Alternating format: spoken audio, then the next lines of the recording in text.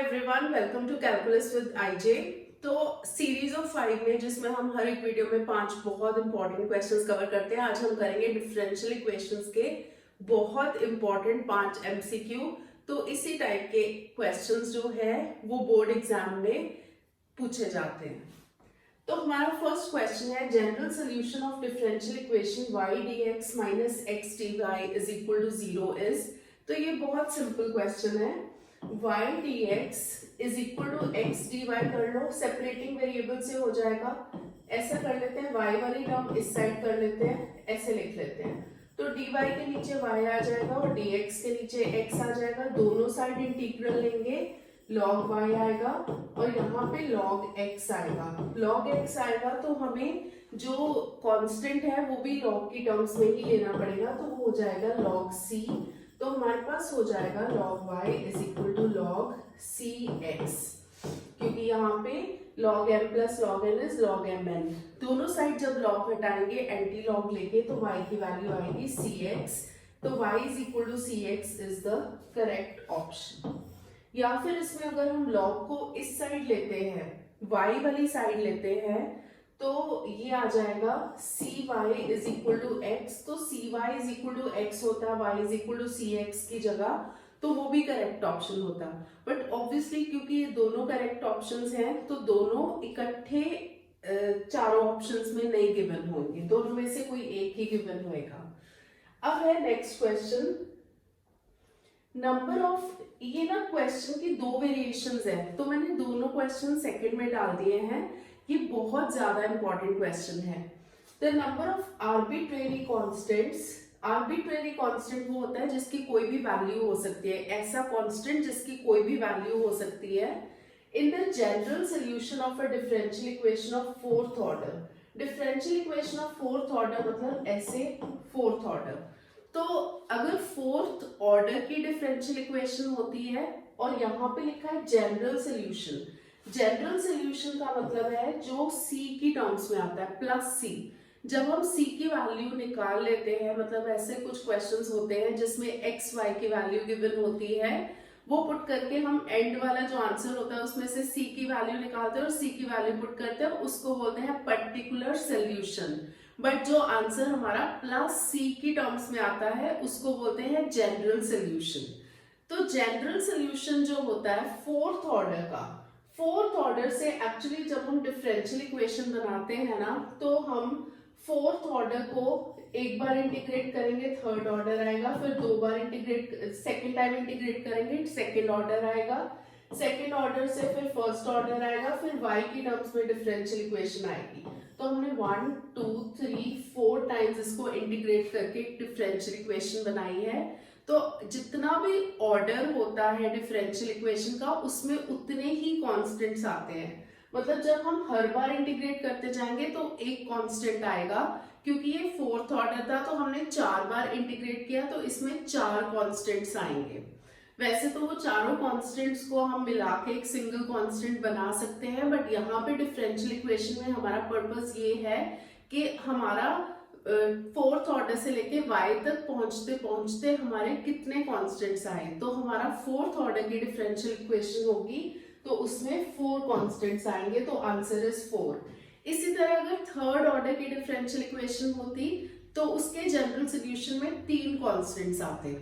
अगर second order की differential equation होती तो उसके जनरल सोल्यूशन में 2 कांस्टेंट्स आते। अगर फर्स्ट ऑर्डर की मतलब dy by dx की डिफरेंशियल इक्वेशन होती तो उसके जनरल सोल्यूशन में एक ही कांस्टेंट आता। So I hope you got the point. अब है इसी का जो वेरिएशन है, number of arbitrary constants in the particular solution of a differential equation of third order. जब भी हम पर्टिकुलर सोल्यूशन निकालते हैं तो पर्टिकुलर सोल्यूशन में क्या होता है कि प्लस c की टर्म्स में जब आया आंसर वो हो गया हमारा जनरल सोल्यूशन। फिर पर्टिकुलर सोल्यूशन में हमें एक्स वाई की वैल्यूज गिवन होती है, वो एक्स वाई की वैल्यूज पुट करके हम c की वैल्यू निकालते हैं और आंसर c की वैल्यू, वो सपोजिंग c की वैल्यू 2 आई तो वो पुट करके वो हमारा आंसर होता है। क्योंकि पर्टिकुलर सोल्यूशन में आर्बिट्रेरी कांस्टेंट कोई भी नहीं आएगा, उसमें पर्टिकुलर वैल्यू आएगी c की, तो इसलिए आर्बिट्रेरी कांस्टेंट मतलब प्लस c वाला हमारे पास कोई भी टर्म नहीं आएगा। इसमें तो हमारे +C1 +C2 +C3 +C4 ऐसे 4 कॉन्स्टेंट्स आए। बट अगर वो पर्टिकुलर सोल्यूशन होता है तो पर्टिकुलर सोल्यूशन में तो हम C की वैल्यू ही निकाल देते हैं, तो उस केस में आर्बिट्रेरी कॉन्स्टेंट्स कोई भी नहीं आएगा, वो होगा 0। ये बहुत इंपॉर्टेंट क्वेश्चंस है, ये काफी फ्रीक्वेंटली बोर्ड एग्जाम में पूछे जाते हैं, ये इस टाइप का क्वेश्चन। अब है थर्ड क्वेश्चन। एमसीक्यू में इंटीग्रेटिंग फैक्टर वाले क्वेश्चंस भी बहुत ज्यादा आते हैं। तो integrating factor of differential equation this is equal to dy by dx plus y tan x minus sec x is equal to 0। तो इसका इंटीग्रेटिंग फैक्टर क्या होगा? सबसे पहले हमें देखना है कि ये डिफरेंशियल इक्वेशन किस फॉर्म में है। So this is of the form dy by dx plus py is equal to q। मतलब अगर हम इसको ऐसे लिखते dy by dx plus tan x into y is equal to sec x, तो ये हमारे पास p बन गया tan x and q is sec x। Integrating factor होता है e इंटीग्रल p dx, तो ये हो जाएगा e integral tan x dx। tan x का इंटीग्रल होता है log x log sec x, तो ये हो जाएगा log sec x। अगर e raise to power log exact power आ जाती है तो वो आपस में हट जाता है, तो आंसर सिर्फ आएगा sec x। So its integrating factor is sec x, option number B. Fourth है the degree of differential equation is. डिग्री के लिए डायरेक्टली डिग्री नहीं हम देख सकते, हमें सबसे पहले ऑर्डर देखना पड़ता है कि जो ऑर्डर है इस डिफरेंशियल इक्वेशन का क्या है। जैसे अगर dy by dx आ रहा हो तो दिस मीन्स ऑर्डर 1 है। अगर d square y by dx square आ रहा हो तो ऑर्डर 2 है। अगर d cube y by dx cube आ रहा हो तो ऑर्डर 3 है। अब यहाँ पे हमें हाईएस्ट ऑर्डर देखना होता है, जो हाईएस्ट ऑर्डर होता है जिस इक्वेशन में उसी की डिग्री देखते हैं। तो यहाँ पे हाईएस्ट ऑर्डर है सेकंड ऑर्डर, तो इसकी डिग्री क्या होगी, वो है 1, तो इट्स डिग्री इज 1। बाकी हमें सम में ये भी देखना होता है, सपोजिंग यहाँ पे थर्ड टर्म इसकी जगह होती sin dy by dx। अगर इस टाइप की कोई टर्म होती sin dy by dx e raised to power dy by dx log dy by dx, तो उस केस में हम बोलते हैं डिग्री इज नॉट डिफाइंड, क्योंकि वो differential equation in terms of y and x नहीं है। तो उस चीज का हमें ध्यान रखना है, क्योंकि डिग्री जरूरी नहीं है डिफाइंड हो। तो अब है हमारा fifth question, the number of solutions of this differential equation dy by dx plus y plus 1 upon x minus 1 is equal to 0 with y1 is equal to 2 is। तो ये देखो, इसको सॉल्व करके देखने की जरूरत नहीं है, बट ये डिफरेंशियल इक्वेशन है, जब सॉल्व होएगी तो सेपरेटिंग वेरिएबल से सॉल्व होएगी। इसका आंसर जो भी आएगा उसमें हम प्लस सी या प्लस लॉग सी, क्योंकि दोनों लॉग की टर्म्स में आएंगे तो लॉग सी लिखेंगे। फिर हम क्या करेंगे, क्योंकि y एंड x की वैल्यूज गिवन है तो हम x एंड y की वैल्यूज को पुट करके c की वैल्यू निकालेंगे, और हमारे आंसर में जो है c की वैल्यू निकाल के, क्योंकि इसका हम पर्टिकुलर सोल्यूशन निकाल रहे हैं तो c की वैल्यू इसके आंसर में पुट कर देंगे।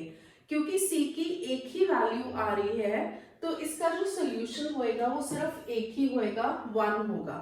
बट अगर यहाँ पे पर्टिकुलर सोल्यूशन की जगह जनरल सोल्यूशन होता, मतलब प्लस c की टर्म्स में हमारा होता, तो उस केस में इसके आंसर आते इनफाइनाइट, क्योंकि c की इनफाइनाइट वैल्यूज हो सकती है।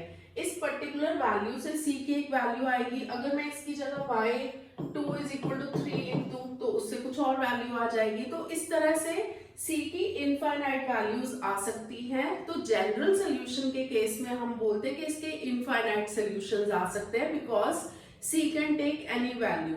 बट अगर पर्टिकुलर सोल्यूशन होता है तो उस केस में there is only one value, one solution. ये उससे कंफ्यूज नहीं करना। आर्बिट्रेरी कांस्टेंट्स, अगर पर्टिकुलर सोल्यूशन में कितने आर्बिट्रेरी कांस्टेंट्स होते हैं वो 0 होते हैं, बट पर्टिकुलर सोल्यूशन के केस में कितने सोल्यूशंस होते हैं, सोल्यूशन सिर्फ एक होता है। जनरल सोल्यूशन के केस में कितने सोल्यूशंस होते हैं, अगर जनरल आंसर आता है डिफरेंशियल इक्वेशन का, जनरल सोल्यूशन आता है तो उसमें उसके कितने सोल्यूशंस आ सकते हैं, तो उस केस में इनफाइनाइट आ सकते हैं। तो मैंने ये काफी अच्छे अच्छे क्वेश्चंस कंपाइल किए हैं जिससे काफी इंपॉर्टेंट कॉन्सेप्ट्स भी रिवाइज हो जाए। तो please keep on following the series to score 100% in your board exams, and don't forget to like, share and subscribe. Thank you for watching.